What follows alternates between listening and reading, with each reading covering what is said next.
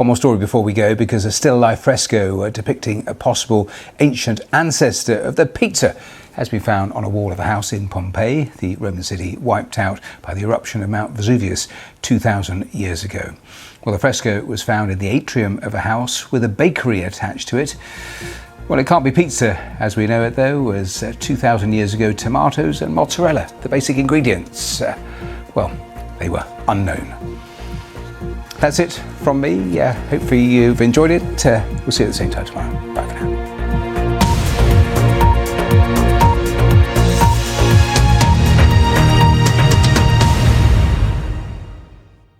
Exploring the media revolution. Everyone's entitled to an opinion. What they're not entitled to do is invent facts. Get the background on the biggest stories. It's not so much that there's a risk you're being played, it's just that you have to go into it with your eyes open. The battle for influence and attention. The moment you have rage and conflict, the algorithms go, we like this. And the companies shaping the future. Linear television will die over time. The Media Show. Watch on BBC iPlayer.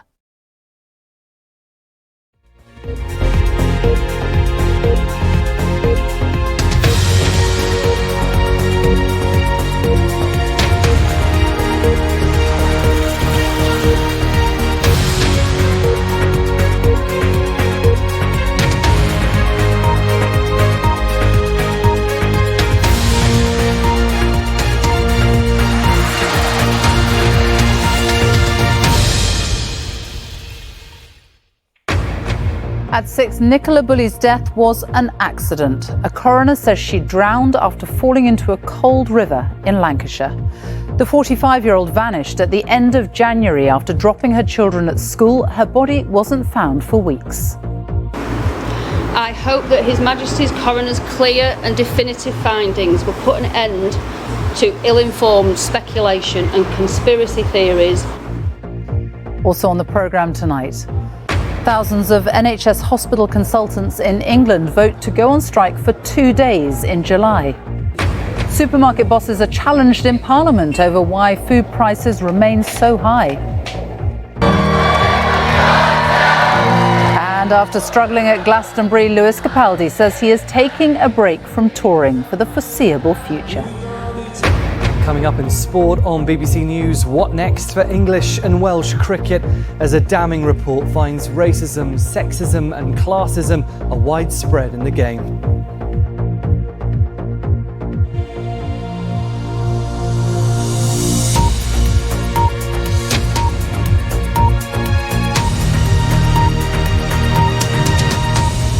Good evening and welcome to the BBC News at 6. Now, for 3 weeks in February, this stretch of river in Lancashire dominated the headlines. 45-year-old Nicola Bulley had vanished. As the police scoured the area, speculation about what had happened to her grew and grew, particularly on social media. But today, the coroner at the inquest into her death said Nicola Bulley had died accidentally from drowning. She fell into the river and suffered cold water shock. Her family have criticised what they called wildly inaccurate speculation and amateur views, and they've urged people to be mindful of the impact words bring.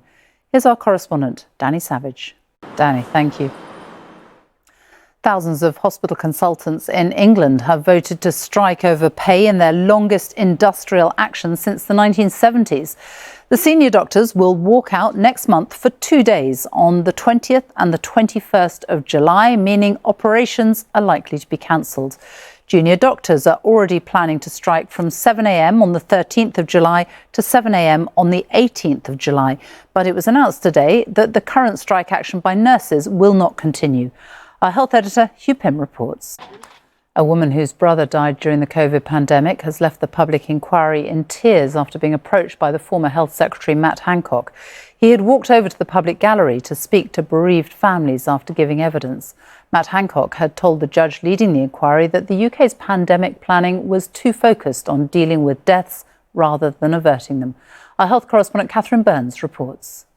A long-awaited independent report into cricket in England and Wales has found racism, sexism, classism and elitism are widespread in the sport.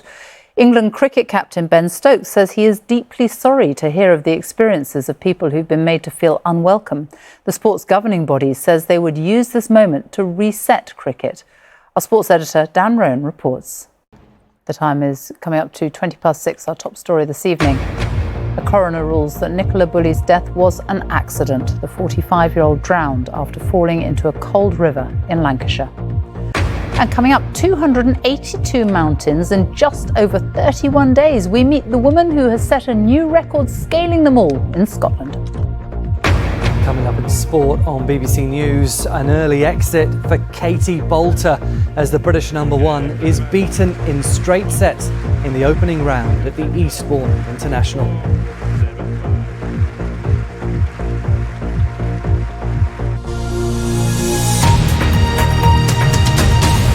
Now, this was the huge crowd at Glastonbury on Saturday as Lewis Capaldi took to the stage for what turned into an emotional performance.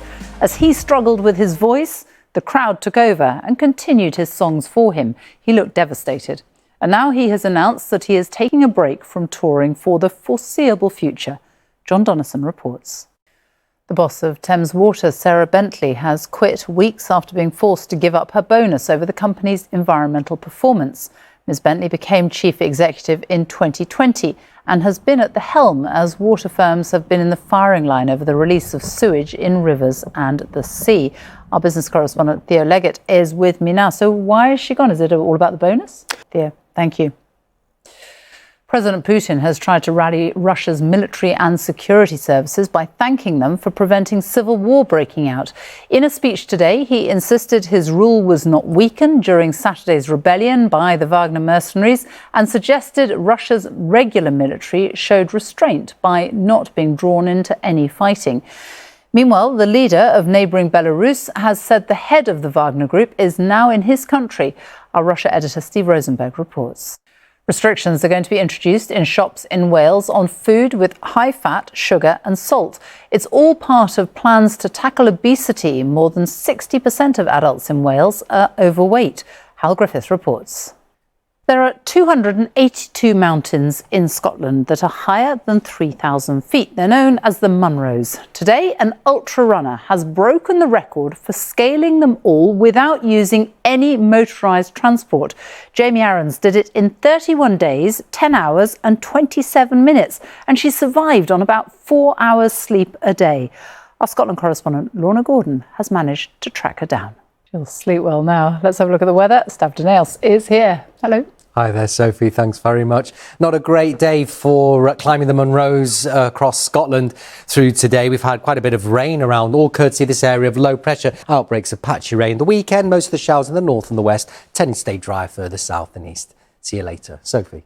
Stav, thank you. And that is it from the BBC News at 6. The news, of course, continues here on BBC One. It's time to join our colleagues across the nations and regions for the news where you are. Goodbye.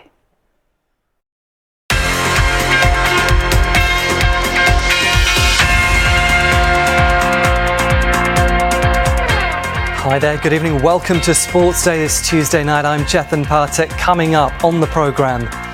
And what next for English and Welsh cricket as a damning report finds racism, sexism and classism are widespread in the game.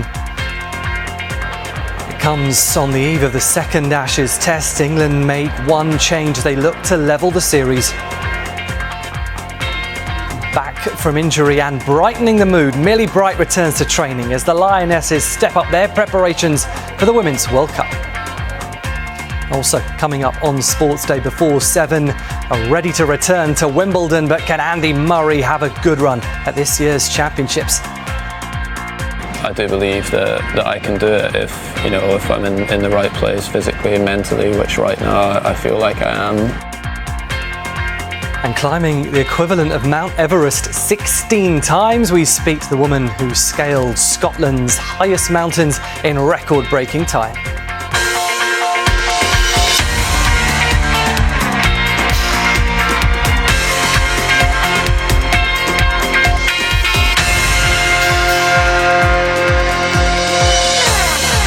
Good evening, welcome along. Thank you for joining us. Brutal, damning, devastating. Those are the words being used to describe the findings of a 2-year-long independent report into discrimination in English and Welsh cricket. More than 4,000 people gave evidence to a commission which found racism, sexism, classism and elitism are widespread. 50%